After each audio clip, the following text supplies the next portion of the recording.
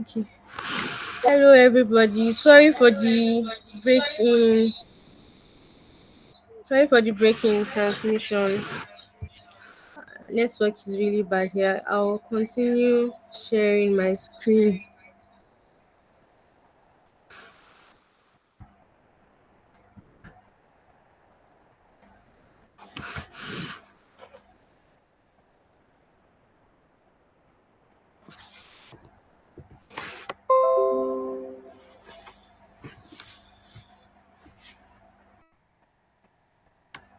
Okay, I'll start again with CSS. CSS stands for Cascading Style Sheets, and it is used to make your web page look more attractive.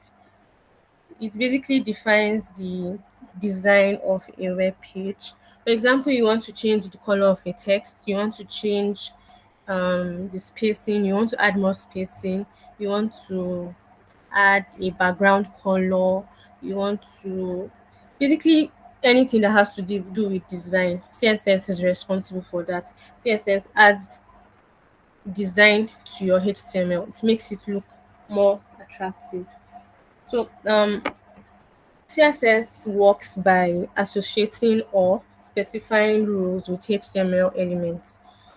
There's basically no CSS without any HTML. You can't say there's basically no design without the structure. So they work hand in hand. A CSS rule contains two parts. We have a selector and the declaration.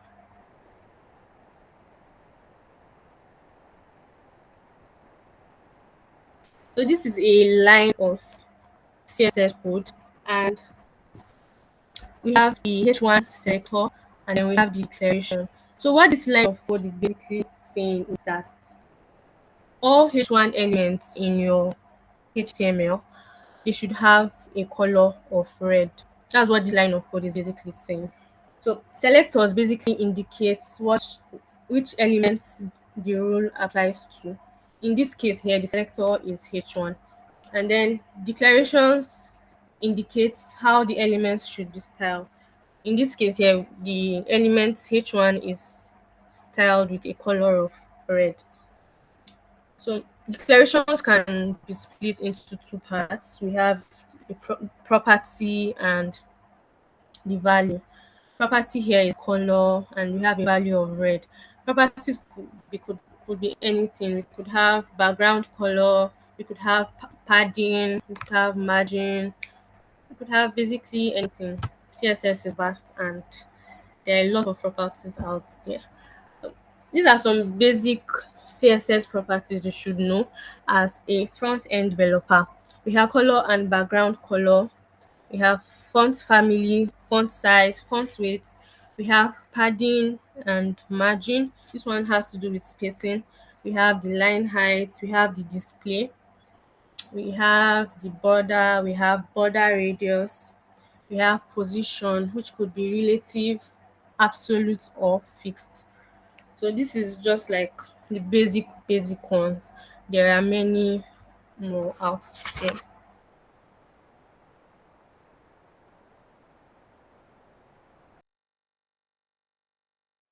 Because your HTML is just there raw without any design. So how do you link your design to your structure? There are three ways that you can link your CSS to your HTML file. The first one is using external CSS. Using external CSS involves using the link tag to connect your HTML with your CSS. It basically tells the browser where to find the CSS style. So your CSS code is embedded in a separate file, and then you just use the link tag to embed it into your HTML. Second one is using internal CSS.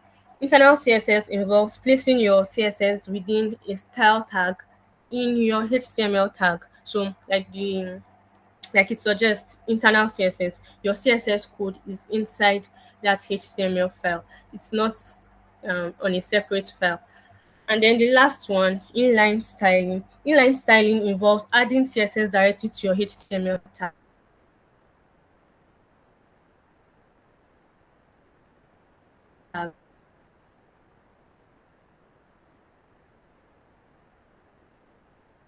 Okay, it's not forbidden, it's not a taboo, but it's not the best practice because basically it takes a lot of time, and yeah, it's time consuming, and then it makes your HTML look very, very, very unorganized. It makes your HTML look jaga jaga basically. So yeah, the best practice to use is using external CSS. Okay, let me open my VS Code so that we can style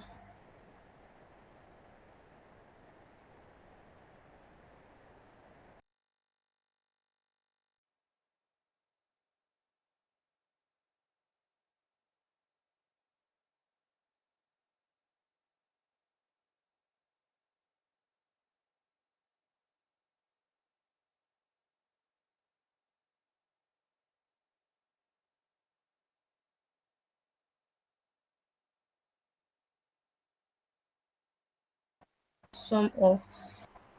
Okay, and first of all, I'll link it into my HTML file, and this should be done within your head tags. Yeah, so if you have any question, please just write it down, and then I'll attend to them at the end of the session.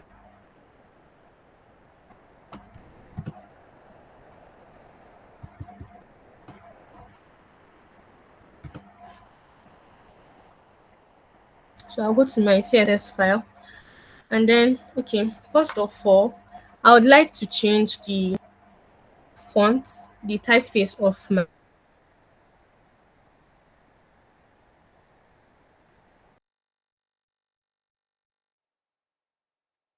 and then I'll state in my property, which is fonts family, and then I'll give it, can just select any fonts family here.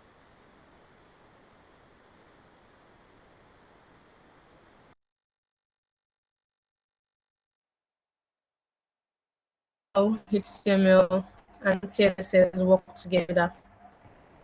Next thing, okay, the next thing I want to do is to um my input fields. I want them to be on a separate line. This input fields, that's the one that contains the full name and then the email address. So I'll put in my inputs, and then I say display, and then I give it a value of block. So to display block, as you can see, it has now come to a new line. So that's what display block um property does. Okay, I want to give it a little space. Okay, let me add.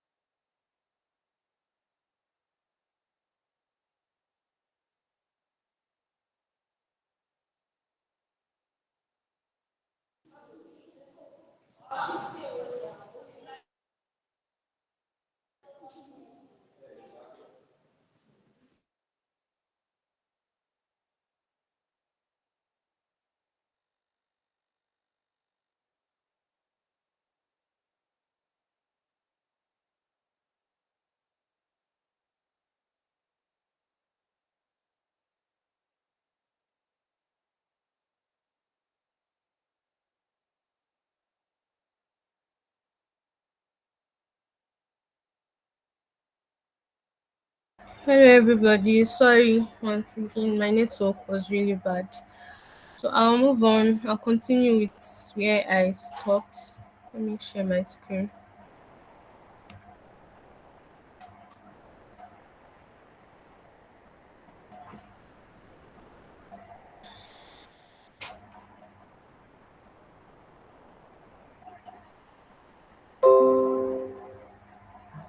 I hope you can all see my screen.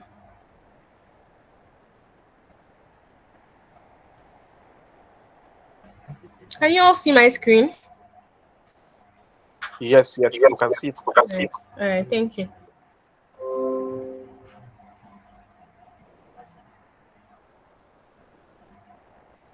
Okay. So um what I basically did to my button here was that I added a background color of black, and then I gave my text color, that's the register, I gave it a color of white, and then I removed the border there. I gave it a padding of a a vertical padding of 5 pixel and horizontal padding of 10 pixel. That's basically the internal spacing. And then I gave it a border radius of 2 pixels to make it curved at the corners. So this is how our web page looks now from how it was before. This is just some basic styling, but you can CSS is very vast. You can add more properties, more stylings, more designs to this. Because of time, I'll just stop here for the CSS part. Okay, let's move on to JavaScript.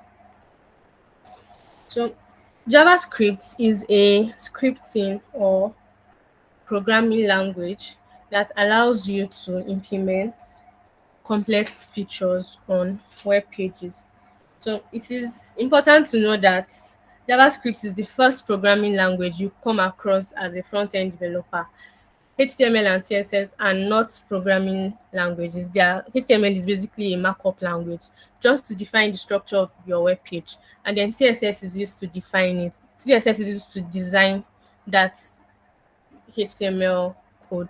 So HTML and CSS are not programming languages. JavaScript is like the introduction to programming on its own.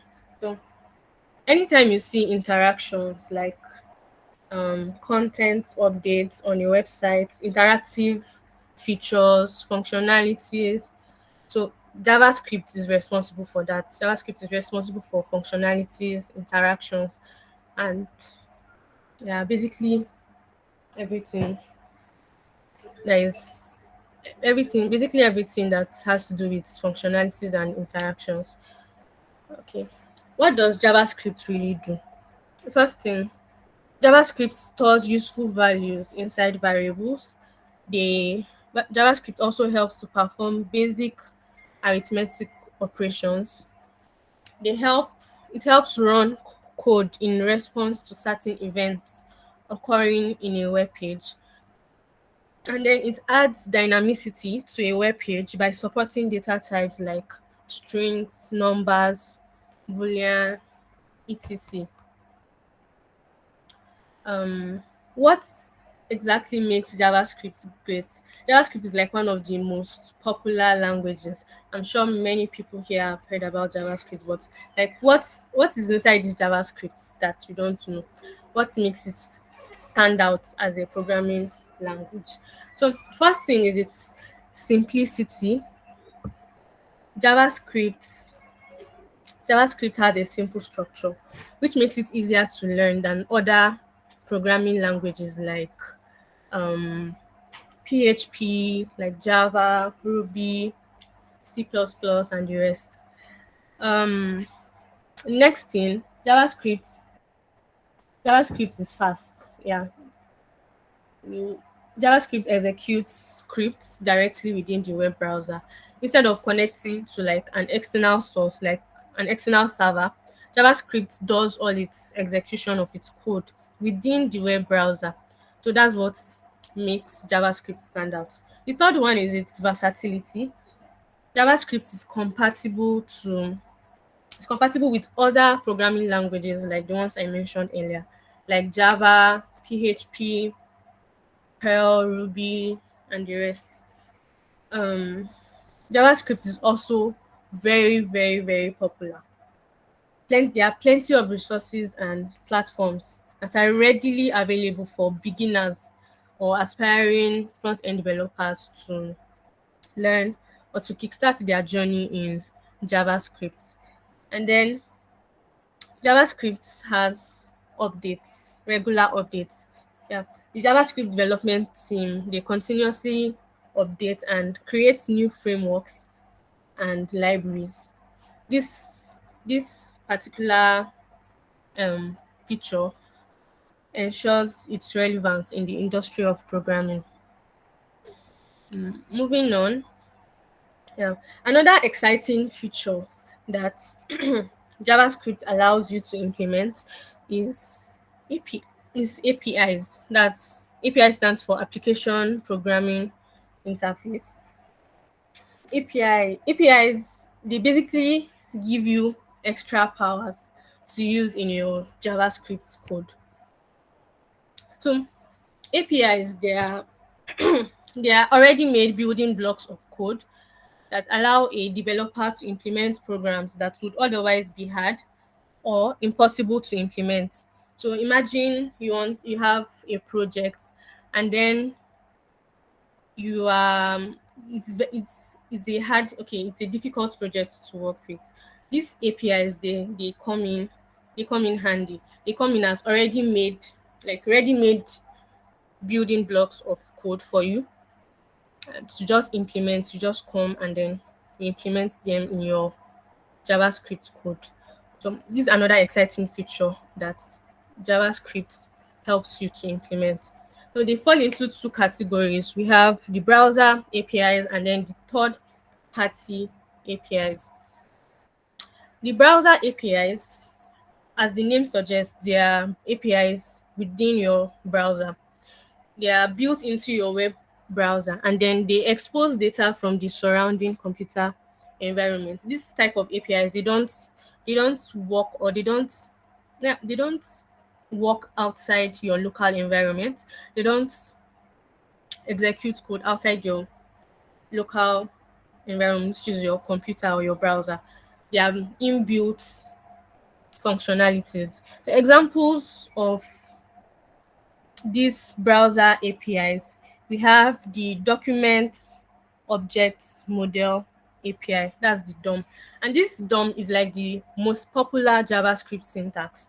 It allows you to manipulate HTML and CSS.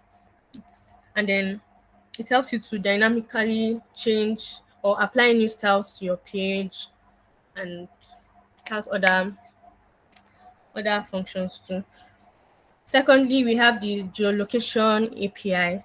This API, it helps you to retrieve geographical information. It works like Google Map. How you are maybe going to a place and then you find that location on the Google Map and then it directs you to there. So this API works just like Google Map, but it is inbuilt in your web browser. The third one is the Canvas and WebGL APIs. These APIs, they allow you to create animated 2D and 3D graphics. And then last but not the least, we have audio and video APIs. These ones help you to do really interesting things with multimedia. They help you to add videos and audios to your web page. Okay, moving on, we have the third party APIs. These ones too, as the name suggests, they are not built into the browser by default. They they work in an external environment and then you just embed them in your JavaScript code. Examples include, we have the Twitter API and we have the Google Maps API. Okay. Okay, I'll be opening my VS Code now. So this HTML and CSS, this web page that we basically created here, I'll be adding a little functionality to it. So I'll start by creating my JavaScript file. Let's call it app.js. Okay, and basically what I'm going to do here now, I'm going to link my JavaScript to my HTML, and this should be done at the end of your body, as it should be the last thing within your body tags. So I'll come here, write my script, and then source src.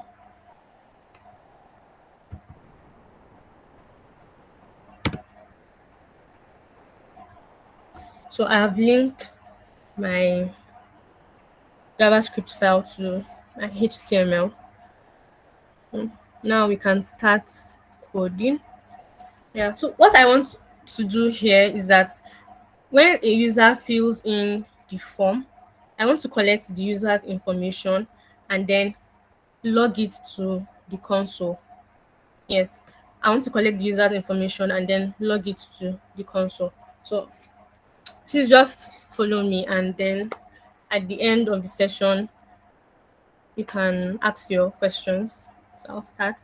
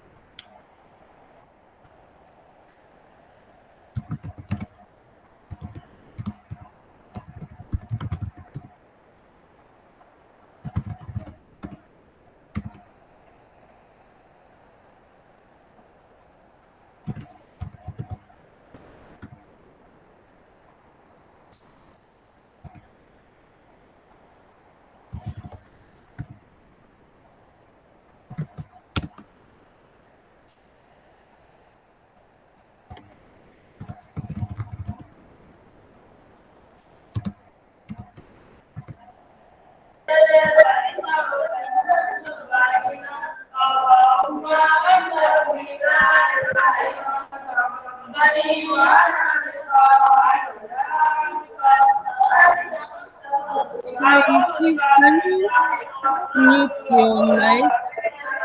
Mhm. Thank you.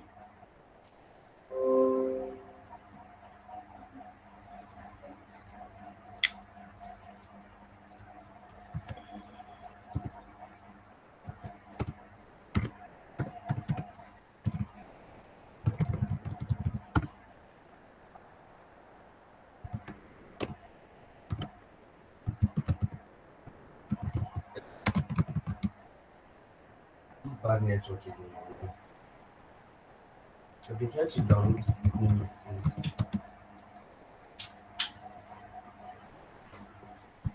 You can hear me.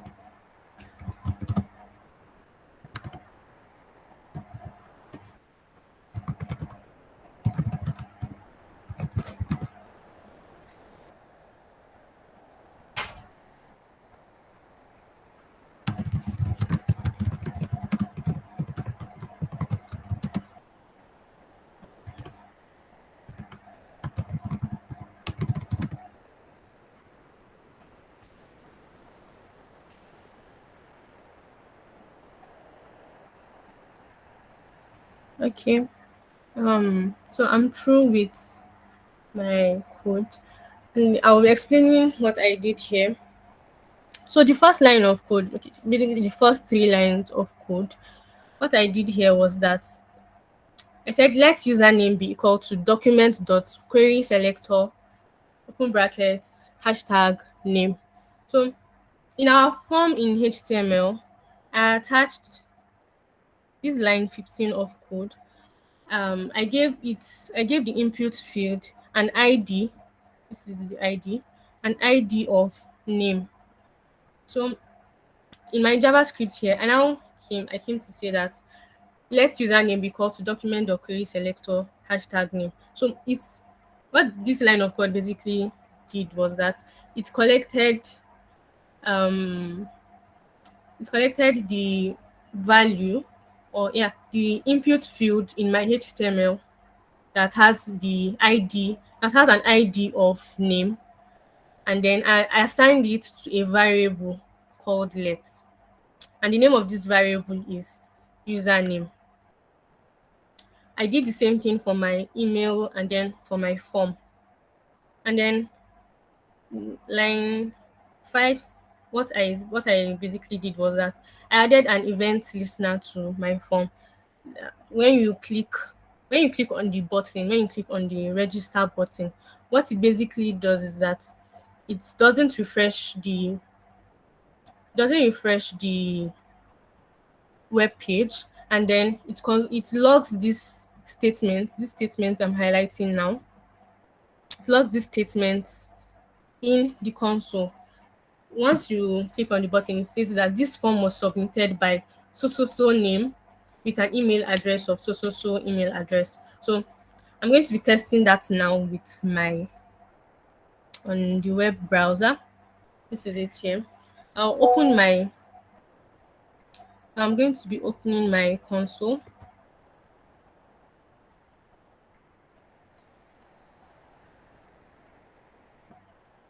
So whatever information I input here is going to be is going to appear here on the console. So let me fill in the form.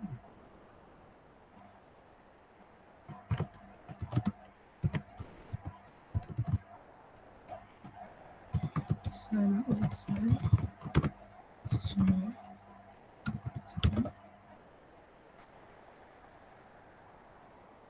So I'm going to click on register, and voila, it has been it has been logged in into our.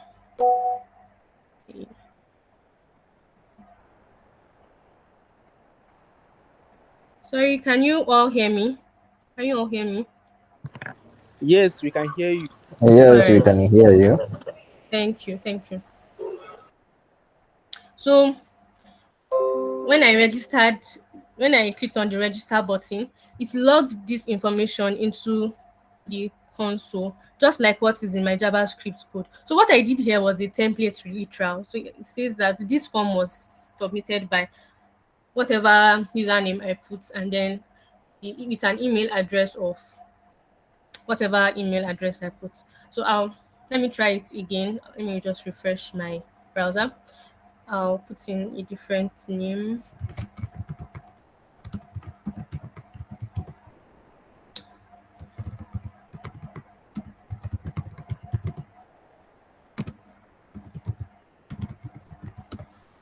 Register, and then it has logged into the console again. This form was submitted by Mubarak Mustafa with an email address of mubarakmustafa@yahoo.com. So we've successfully added functionality to our form here. And so this is basically what JavaScript does. It helps you to add interactions, basically helps you to add functionalities. And this is just like the minimal functionality you can add to your web page. There are many other exciting things you can add to your web page. So let me move on to the next thing. Okay. Yeah, so apart from HTML, CSS, and JavaScript, we have other technologies. We have CSS frameworks and we have JavaScript libraries. The most common CSS frameworks that we know are we have the Tailwind CSS, we have the Bootstrap. And what these CSS frameworks basically do, to save time, let me just summarize. We they they basically help to make your work faster instead of um, writing styles for your HTML on a separate CSS file. You basically embed this code in your HTML using the CSS frameworks. And one of the most important um okay, let's say benefits, one of the important benefits that CSS frameworks help you to achieve is responsiveness.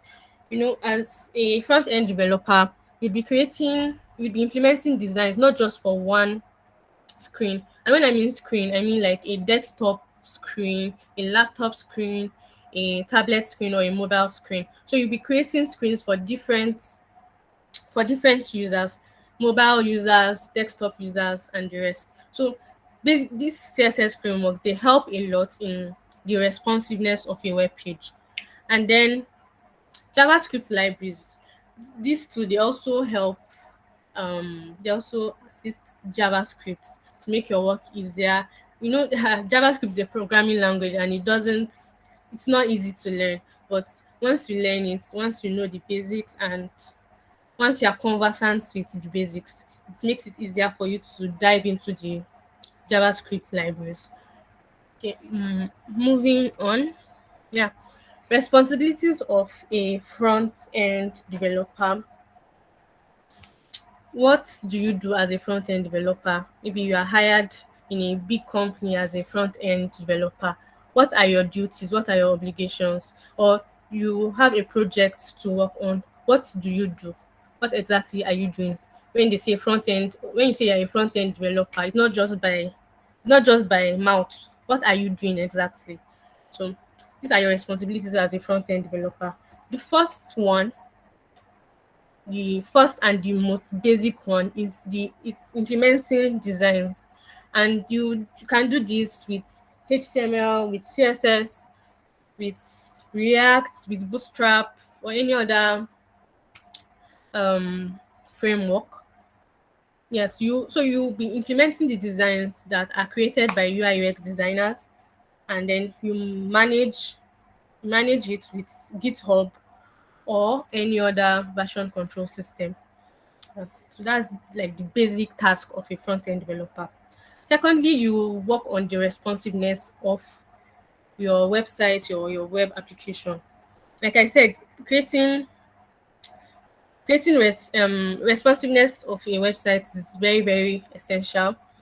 You have to create responsive version of that website so that different users, yeah, so that different users can have the same feel. Imagine you are creating, you are working on a website, and okay, you're working on a product, and you only created the desktop screen for for that website or for that web app. And you can just imagine if 80% of your target audience, yeah, let me just use this example. You can just imagine if 80% of your target audience are mobile screen users, they are mobile phone users. What do you now do?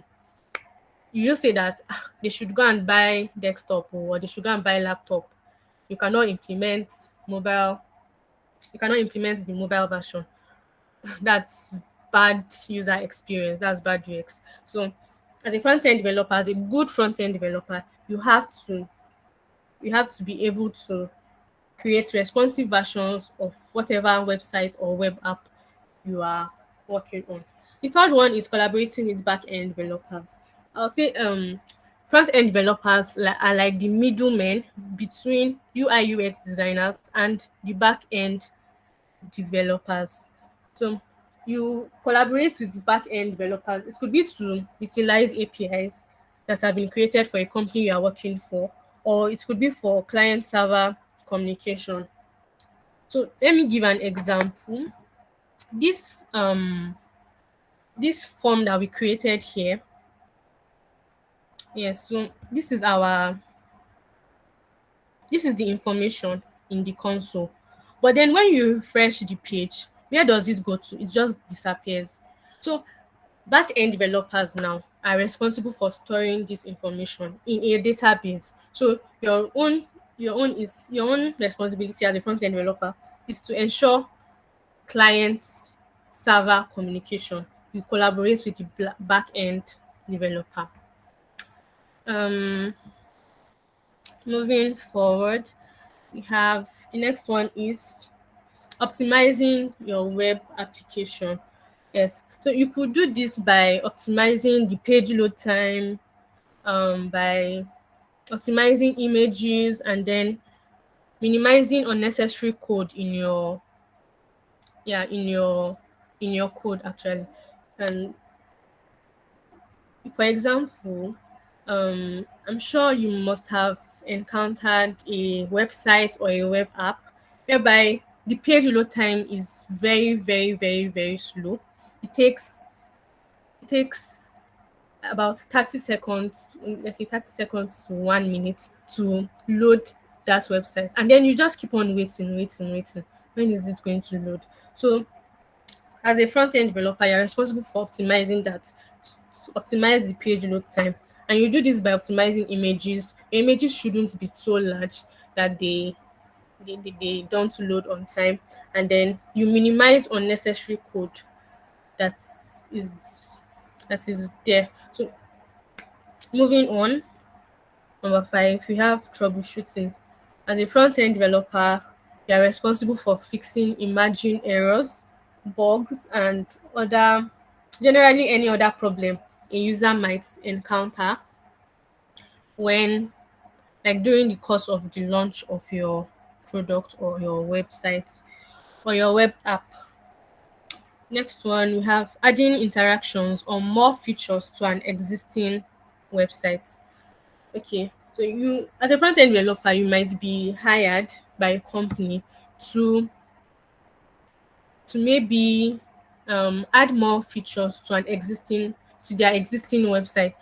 It may be that they were not satisfied with the previous work that the previous front end developer did, and then they will now interview you and they'll be like, what can you do as a front end developer? What can you add to this website? We want it to have more exciting features. And then it's your responsibility to think outside the box. It's your responsibility to think, to put yourself in the heads or in the shoes of those employers, and just imagine or think about what features they would like to implement in that website or web app. Last but not the least, creating email templates. So as a front end developer, you're also responsible for creating email templates. For example, if you work for a company and the company is launching its product soon, you are okay, and they want users to join a wait list. And then as a front end developer, you are responsible for okay, let's say the users join the wait list, and then the company says they want to send automatic emails to these users for thanking them for joining the wait list, and then giving them more information about the company and the product. So we are responsible for creating that email template, and then so that when a user joins the wait list, they automatically get an email where the company thanks them for joining the wait list. And and then you can also embed the social media links where the users can follow them and stay in touch with the company. Moving on. Okay, other skills needed as a front end developer.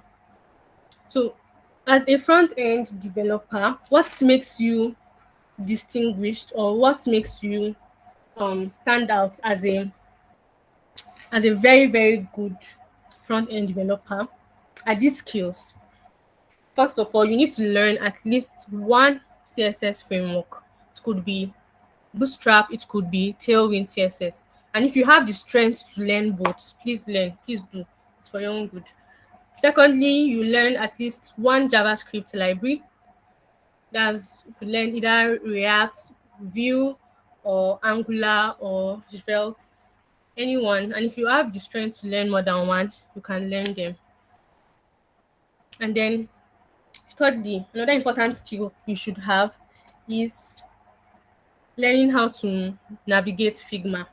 Like I said earlier on, you are going to be working a lot with UI UX designers. So you need to learn how to navigate their own Figma workspace. Yes.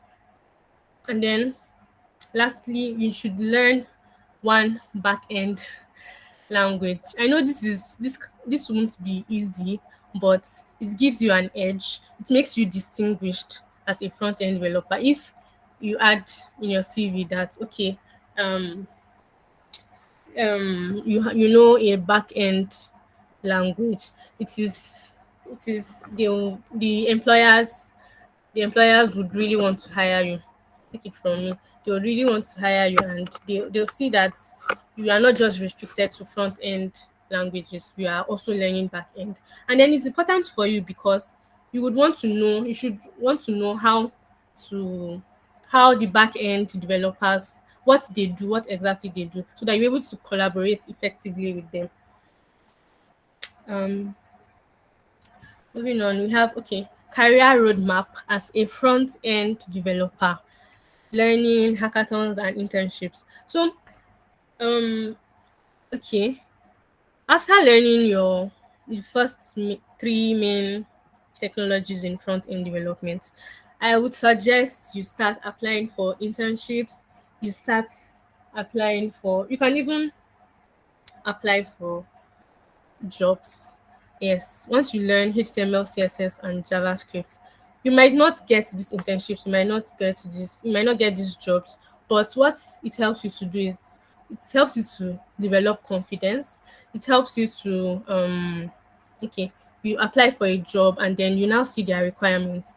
Okay, you might not be eligible for it, you might not be qualified, but then it's you now start it gives you a kind of like goal. Yeah, it gives you a kind of goal to achieve. You start working towards those um requirements. Like okay, you might not be given the chance, you might not be employed in that um batch, but in the next coming batch, you might apply, and then you might get the job, you might get the internship, and then you are good to go. And then yes, you can also be applying for hackathons. What hackathons do, they help you also to build confidence, and then you gain hands-on experience in front end development. You work with, some of them could be completely online, some of them could be physical, and then you you work with other people, you gain experience, collaborate with the designers, collaborate with the product managers, collaborate with the back end developers, and then you, in fact, you get some money too. So that's if you win, or if you are part of, if your team is part of the top three. So um one of that's one of the things you should be, that's one of the things in your career roadmap that you should include. Okay. Okay, yeah. Online platforms to kickstart your journey in front end development. We have Free Code Camp, we have Code Academy, we have W3 Schools, we have MDN Web Docs. These are online platforms that some of them are paid, some of them are free. Okay, there are some that have the free version, and there are some that have the paid version. And this paid version, of course, it comes with more benefits. And then boot camps, we have Alt Academy, we have ALX Software Engineering course. This one's you receive certificates. And then we have Coursera too. I know a lot of us know about Coursera. We have Udemy, and then for some YouTube channels that you can follow. We have Traversy Media, and then we have Net Ninja. I remember this Net Ninja really helped me learning while I was starting my front end development journey. So yes, we have come to the end of this session. I'll be accepting questions now. If you have a question, just kindly raise your hand. Just raise your hand, and then I'll answer you, or you write the question in the comment section.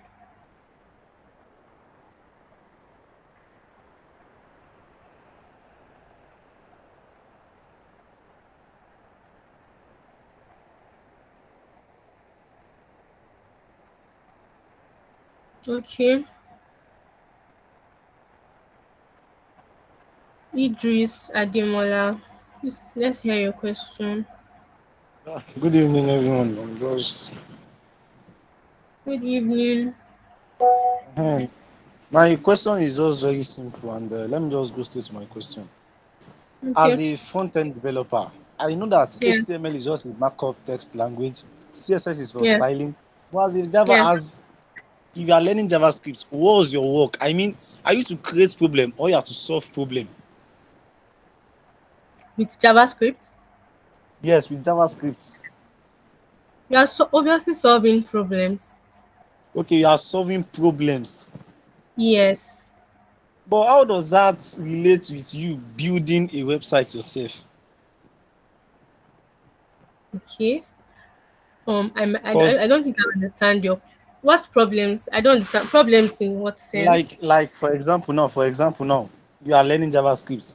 Is Yes. is the main work for creating problems or for solving problems, like using this what's this name map, this map Yes. reduce filter of a thing, is it for creating a problem or it is used for solving array problems? Because I don't understand. It's used for solving problems. It's But used are for you the one that will solving. create the problem yourself or you are going to solve another person's problem? Okay. Wait. Is Mhm. there I think what did you see? What prompted this Okay, question? so let me answer the question. Okay. I'm listening. Hello, can you hear me? I'm listening. I'm listening. Hello? Hello, I'm We listening can to you. hear I'm you. listening to you. We can hear you. Okay, so At first off, least it's not like we're fighting now. We're not fighting. But like with Java, you use JavaScript for functionalities, right? So for instance, if you have a yes. button and you click on that button, obviously it's supposed to be connected to the back end that's supposed to take you to the next page, right? So Yes. with that Yes. button, JavaScript gives you that functionality to be able to click on the button and for the button to take you to the next Okay. page. Okay. Okay. Do you have any more question? But you've not answered the real question. I'm saying that is it used to, but like, okay, with what you just said now, what's the importance of the array, the push, map, filter that I'm learning then? If it's just to for functionality. Yes, they add functionalities Well, to your. for instance, right, there are things called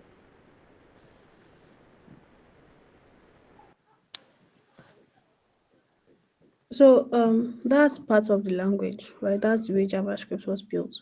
So those things enable you with the functionality to be able to do those things.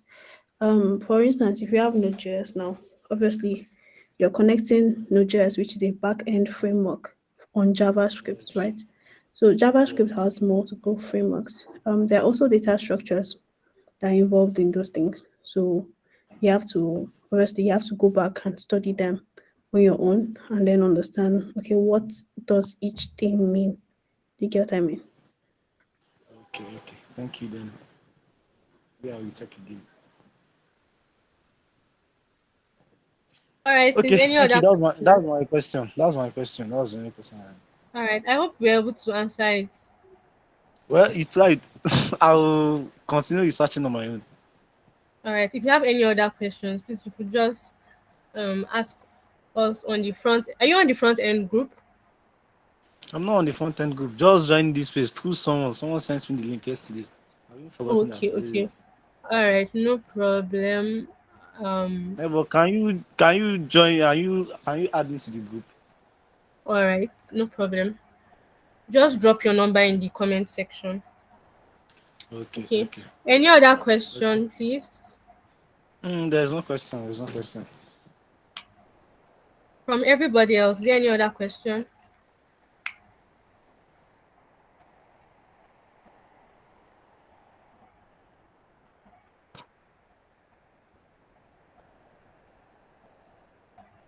Okay. Um, no questions. All right. Okay.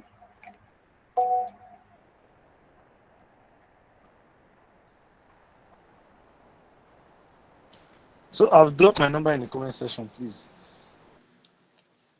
I've seen it. Thank you. Okay.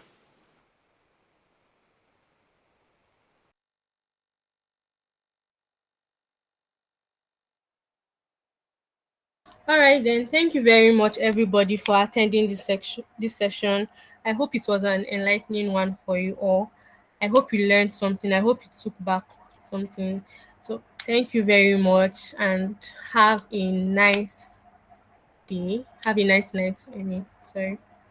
Good night, everybody. Okay. Bye bye. Thank you for today's class. Thank you.